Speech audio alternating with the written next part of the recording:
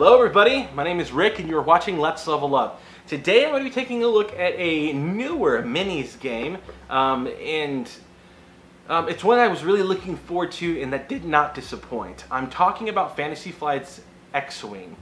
This is based on the Star Wars universe and actually allows you to choose a side, the Rebel or the Empire, and battle ships throughout space. Now there are lots of different scenarios that you can play through and a ton of different ships. As of making this video, they're about to release Wave 4, so that's where you know where as far as timeline goes. And to date, they're bringing out a whole different number, or rather a large variety of different spaceships, cruisers, and other types of intergalactic weapons, really. All in all, I really love the theme of this game. I don't think it's without its flaws, but I think it's definitely one that if you're looking for a cheaper minis game to get involved in, this may be the one for you. Now, I've always been a player that's really wanted to play miniature war games, but never really had the starting cash to really be competitive with it, nor the I guess the circle of friends who are really interested in those types of games. Now, X-Wing is a game where thematically it's going to make a lot of sense. Any Star Wars gamers out there, or Star Wars fans, can see this as something that's really, really cool. Also, any miniature war gamers out there can see that the movement tactics and maneuverabilities of these spaceships are all very unique and very fun, which makes it for a very dynamic playthrough. Where this game excels is definitely in its maneuverability and the way the different scenarios kind of play out and allow you to absorb yourself into the universe. And where it kind of takes a backseat to me is the standard miniatures dice combat. Basically, you're waging defense successes versus attack successes, and if the attack successes have the majority, your spaceship is getting hit. Although they do introduce a neat critical hit concept, which we'll get to whenever we hit the table. This game also these ships are very, very fragile, which I did not expect from Fantasy Flight, but and from a Star Wars game.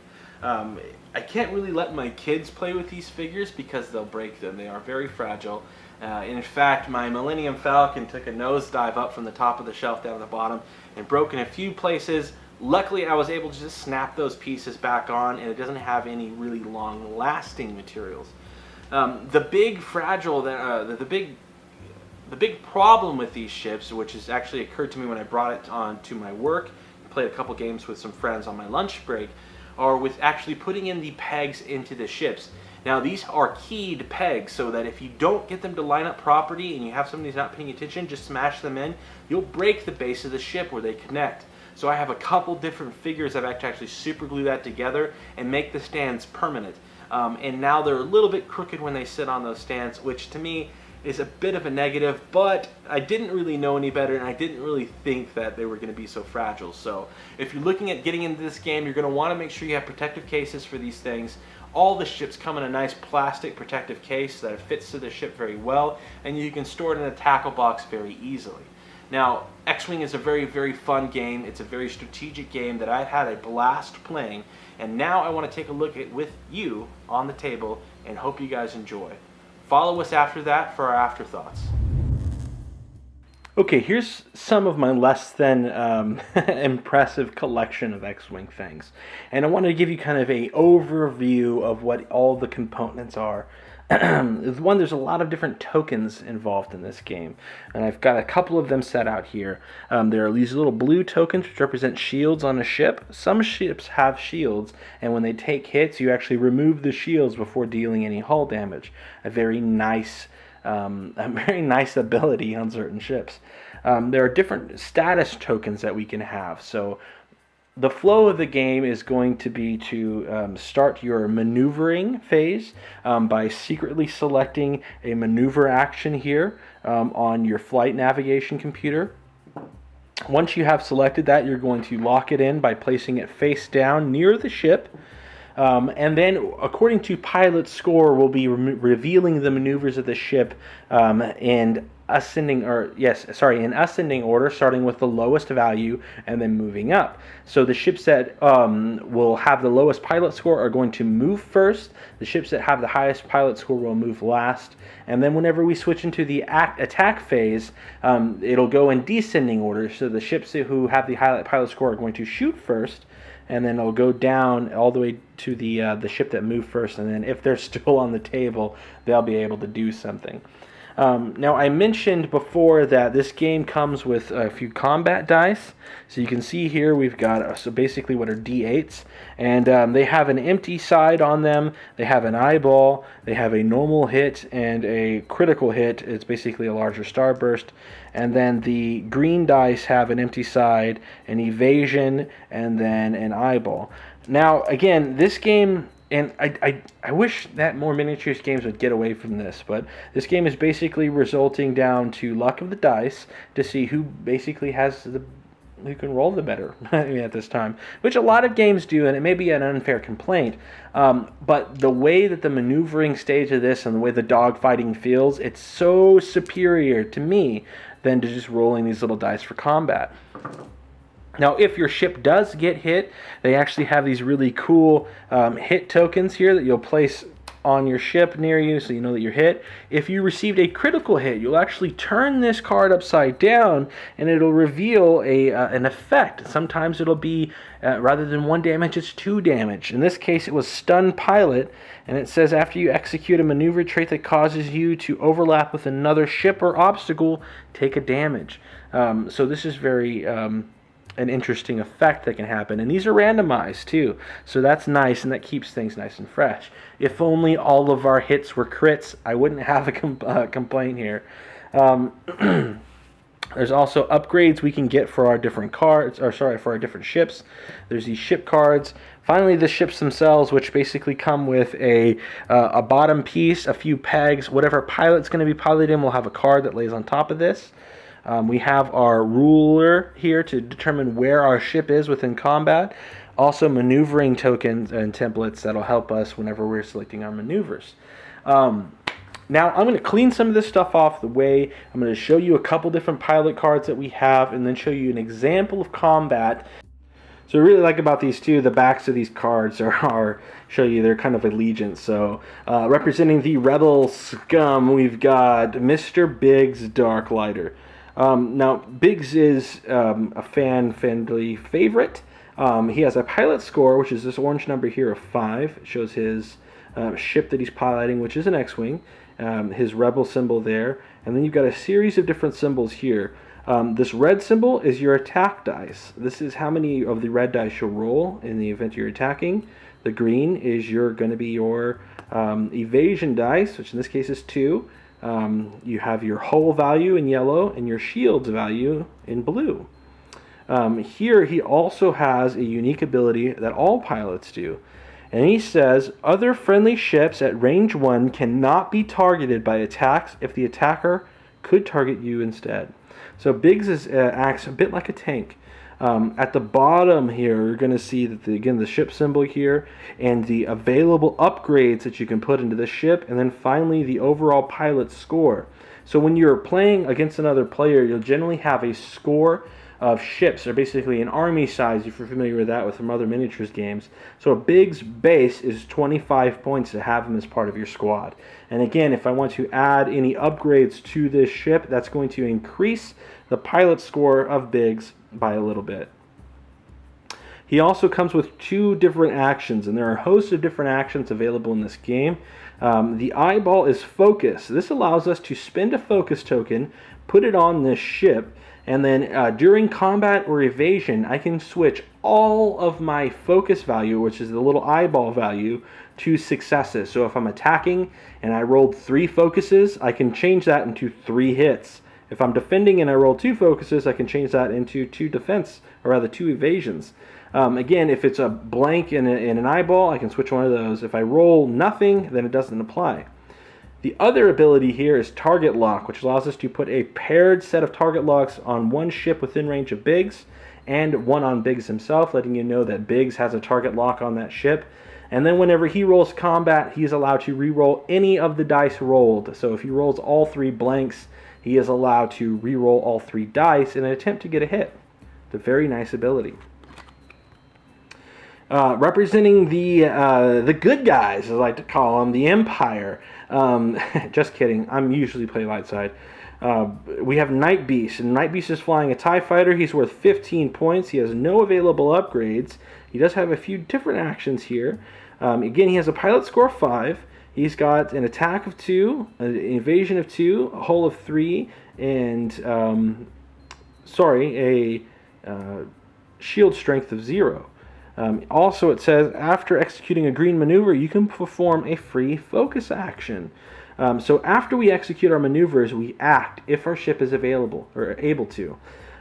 We have, again, the focus action. We have the barrel roll action, which allows us to shift basically an inch over on the table. And then also have a evasion action, which acts as 1 free evasion, which is really nice to have. So it's speed versus power here, and there's a bit of discrepancy here. This isn't a fair fight. Biggs has 10 more points. He's got shields. Generally, when you're playing TIE fighters, you're going to have more TIE fighters than the opponent has ships, and use swarm tactics or something like that in order to split up the enemy and really kind of double team them while you're flying around. So this isn't fair, but again, I wanted to do a quick demonstration on how the game worked so that way you'd understand. Let's actually take a look at the ships. Okay, so here we have Night Beast, and he's all set up and ready to go. And definitely my favorite part about this game are the ships. Just look how much detail is in this little TIE fighter here. And that's not even when you look at some of the bigger ships like the Millennium Falcon, which I'll put on camera here in just a sec so you can check it out. What's also very nice as well is these little scorecards, these little base cards let you know who the pilot is. Also has all the information available for public knowledge, determining pilot strength and how many attack and defense dice and hull value and that kind of stuff, as well as the different actions that this ship can take. So that's very nice. So that way you don't have to necessarily memorize all the pilots to know what's on the table. Very cool. And then we have Mr. Biggs, and this X-Wing here is an excellent model. Just such a cool looking ship, man. Oh man, that's so nice.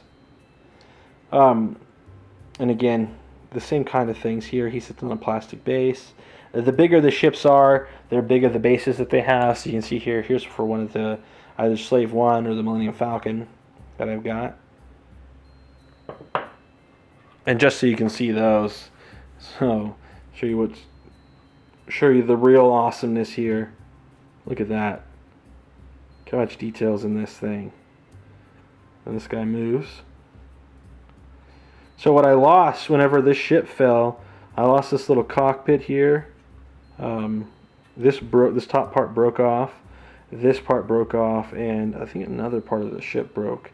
But it was able to all snap back on. So hopefully I learned from my lesson, I don't try to put this thing on the top shelf, so that if I actually bump the shelf, it doesn't come crashing down. But overall, this is such an awesome, awesome figure.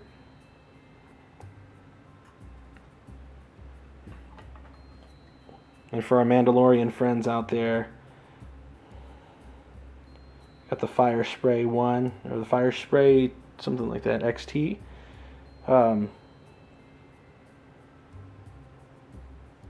Made famous by Mr. Boba Fett. His ship was called the Slave 1.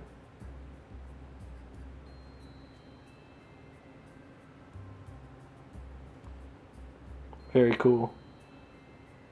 So it can land and then and start flying away. This is a very neat ship. I really like. Again, the models on these things are just so awesome.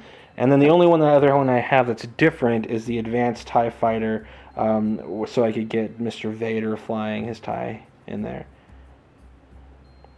But this is also a very nice ship. Let's look at a couple of the different upgrades while we're here. So these little cards are going to represent the upgrades, and I'm such a non-fan of these tiny cards. I wish Fantasy Flight would stop doing them. I don't know if they're cheaper to produce or what, but so you can see here that this is a Rebel-only upgrade. It's Chewbacca, And if you put Chewbacca into play on a ship, it's going to cost 4 more. And he is a co-pilot. And it says when they are dealt a damaged card, you may immediately discard that card and recover 1 shield, and then discard this upgrade. So there are a couple different cards like that. There's some missiles that you can put on there. Here's Veteran Instincts. This, again, is going to increase the ship's score by 1. It says increases your pilot skill value by 2. A Proximity Mine. This could be a nice one. It says discard this card as an action. Drop 1 Proximity Mine token. When a ship executes a maneuver, if its base or maneuver template overlaps this token detonates. And that's going to be worth 3. So there are a bunch of different upgrades that we can get. R2-D2, a Millennium Falcon upgrade. So there's just a ton of different things here. This is about half the deck that I've got. And all of the new expansions come with more of these cards to really make that a bigger bang for your buck. Again, these right here, these maneuver templates, these are pretty nice. You can actually get custom of these that are very cool. I've seen some guys play with that. So I'm wanting to get Let's Level Up specific ones. That'll be nice. And then probably the most important thing in this entire game is your maneuver template, your navigation computer. So whenever you're going to make a maneuver, you select the value and basically the direction and lock it in. You'll notice that some of these are white, some of these are green, some of these are red. If you execute a red maneuver, it puts your ship in a state of stress, and then you are not allowed to take an action as long as you have stress. So you can't do your focus or your evasion or your barrel roll or anything like that if your ship is stressed. The only way to get non-stress is to take an action that is a green maneuver. Otherwise, the white actions are basically just normal things. Once you have your action locked in play, you're going to put it face down next to the ship, and then again, by pilot order, pull it face up, and then be able to move the ship by putting your maneuver token down. And we'll show you that in just a second. Okay, and we have in this corner, weighing approximately 2.5 tons, the X-Wing, piloted by Mr. Biggs Darklighter.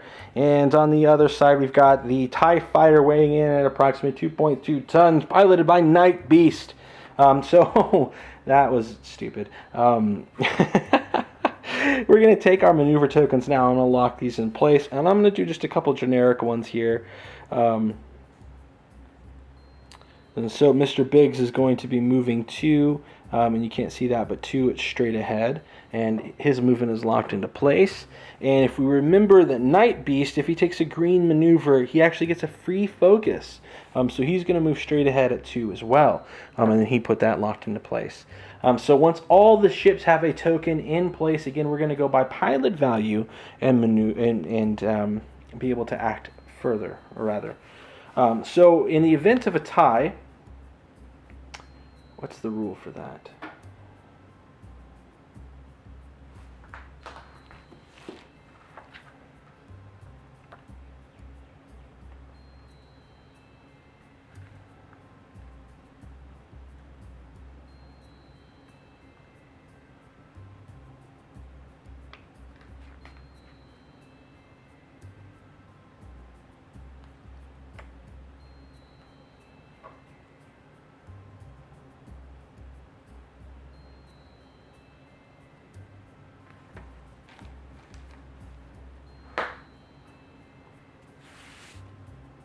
Oh, and just so you know, what we just did was called the planning stage. So this allows us to go through and plan our different stage. And now it goes to the activation stage. Now you'll notice that both of our ships have a pilot score of 5. In the event of a tie, the player who has initiative gets to go first. Let's just say that Mr. Biggs gets to go first. He's going to reveal his maneuver to the table and then find the appropriate token. Once he's found the token, he's going to lay it right in the middle of the ship as base. And it's going to have a set of 2 grooves that you're going to be able to kind of lock it into. And then just take the base of the ship, pick it up, fly it to the back end, and put it face down. Now, after you clean things up, which basically remove your navigation computer, remove the maneuver template, and get everything back to where it was, the ship is going to be able to activate as long as it doesn't have stress or another condition that would prevent them from activating. And by activating, I mean do one of their actions. And what Biggs is going to do is to take a focus action. So I'm going to take one of the focus symbols here and just set it next to him. And you're going to want to make sure you don't have rough hands like I do and accidentally bump a ship out of the way, because the tiniest bit of maneuvering a ship can be affected. Or rather, if you move a ship by the tiniest bit, it can really affect the maneuverability and what you've planned, especially when you start laying asteroids on the field, which we didn't get into before. But they are other types of tokens and things that you can put into play that would and really affect the scenario as well. Okay, so now that he is done, we're going to go ahead and activate Night Beast. And Night Beast is going to reveal, we made a pretty bonehead decision here with Night Beast. He is a lot squishier than Biggs is, but that's okay. He's going to move 2 straight again. And just like Biggs, he's going to move 2 straight. Now when Night Beast moves and he does a green maneuver, which he did, he gets a free focus action. So we're going to put that on there, which again is going to allow us to do a couple of things. It's going to allow us to either do an evasion or a barrel roll. Now barrel rolling allows us to basically move a little more than an inch somewhere in this area or this area, but definitely to the side. Now that's not going to get out of the way of Biggs's attack range, right? So Biggs is going to attack into a ship arc like that, which is basically maybe a little wider than 45 degrees, or maybe straight 45 degrees from the center of his base outward. And then the same thing with our TIE fighter as well. So instead, we're going to take an evasion action. And if I can find my token here. We're going to take an evasion action as our action. So we were allowed to take the focus one because of Night Beast's special ability, and then we did an additional evasion action as his standard one action. And let's move in a little closer so we can see things a little bit better. Okay, so now you see a little bit more on the table, and we're going to bring in our ruler now to see how far or what range that we're in. So if we just go base to base, we can see that each of these ships is in the 2 range. Now these ranges are important. If you're within a range of 1, the attacker is going to get an extra die. If you're within if you're in the 3rd tier here, the defender is going to get an extra die. And if you're in the middle area, where we are, it's basically a wash, and nobody gets anything special other than what their normal pilot skills are. So again, we're going to activate our ships now for combat, and Biggs is going to get first attack. We're going to take his 3 die. We're going to roll them and see what he gets. So Biggs has got a critical hit, and on top of that, he's got a focus. So he's going to go ahead and activate his focus and turn over that critical hit to be a normal hit. Now, let's see Night Beast here. Let me move around the table really quick.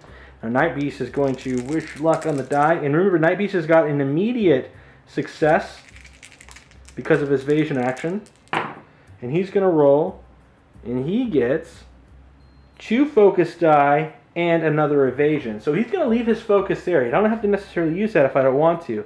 He's going to use that, and this is going to cancel out the 2 successes from Biggs. So even though that critical's there, an evasion's still going to get past it. So Biggs did not hit Night Beast on this turn. Now Night Beast is going to get the upper hand, and he's going to be able to use his 2 attack dice and try to hit Biggs. Okay, so he gets 1 success there. So let's see if Biggs can get at least 1 success on the evasion. And he does. So this whole round was a wash, and then we'd go back to the planning stage. So we basically wipe everything off the board and set back up and do this again until there's only 1 ship left standing. Now again, generally in this duel, Biggs is going to find a way to win. He's got way more shields, he's got more damage that he can deal, and he's going to be very, very hard for Night Beast to overcome that. Again, unless the luck of the die happens to be on Night Beast's side, which is a bit of a distraction for me. But I'm going to go ahead and call this little playthrough here. If you'd like to see more of this, please let me know on Twitter. Hit us up at Let's Level Up, and I'd be glad to do more of these videos and maybe even some playthroughs as well if you guys are interested in something like that. I will definitely recommend my buddy's channel Hunter over at Weaponsgrade Tabletop. If you hit up his YouTube page, he's got a lot of really cool discussions that he does with Glenn from Couple vs. Cardboard, who is, again, another excellent channel. But check out their stuff. Hunter has a very, very good tutorial on how to play this game as well, which helped me out a lot when I was first learning things. So I hope you guys like this. Follow us now for our afterthoughts. So that was X-Wing. Now, X-Wing is a game, again, it is so much fun and so crucial. When you get into those dogfights and you've got 3 TIE fighters chasing an X-Wing, it really, really gives you a sense of tension that I don't normally feel from board games. Now, this is a miniatures game, true. I'm sorry, I should have said board games. I should have said tabletop games. This miniatures game is very nice in that aspect. Now, I mentioned earlier that this is one of the cheaper minis games you can get into, at least the well-known ones, but it's still pretty expensive. This core set comes with 2 TIE fighters and an X-Wing, and retails right now for about $29.99, which is a little over $30 after tax. And for 3 ships at $10 a piece, that's a lot when you really think about if you're wanting to be competitive with this, you're going to want to stay up with the different waves that come out. You can look to spend about $15 to $20 per ship. Now, if you buy in bulk from somewhere like Cool Stuff or something like that, you can probably get them a little cheaper. But if you're just walking into Hastings or a different hobby store, or your FLGS, they're going to be a little bit more expensive. Also, the really, really cool ships that you know throughout the Star Wars universe, like Slave One or the Millennium Falcon, retail for about $35. I think they're 30, just right at 30, and then tax comes in. It's a lot of money. And when you look at getting the bigger ships, like some of the cruisers and the different transport ships, those are what they call the huge ships. Those retail for about $60. So you can look at spending a lot of money if you really want to get into this. Now, I've bought Slave One, Millennium Falcon, this core set, the Advanced TIE Fighter to get Vader, and I believe another X-Wing. And that's what I have when we play, and we have a blast playing that. Again, I wouldn't call myself a hardcore X-Wing player, but that is something to be considered, that you don't necessarily have to break the bank to have fun with this. You can buy the ships at your leisure. Now, if you're going to want to be competitive, you're going to want to stay on top of that game, and definitely look into some of the new Wave 4 ships that are coming out, and then potentially Wave 5 and 6, or however long they want to stretch this thing out for. So that about does it for our X-Wing final thoughts. Overall, the game is fun. If you're a fan of miniature games, I think you will enjoy this. If you're a fan of Star Wars, I think you will love this. Definitely check it out if you're either one of those. On behalf of everybody for Let's Level Up, my name is Rick, and I really appreciate you guys watching this video. If you liked it, please give us a thumbs up on YouTube. Subscribe to the channel if you haven't already. But last and most important, game on.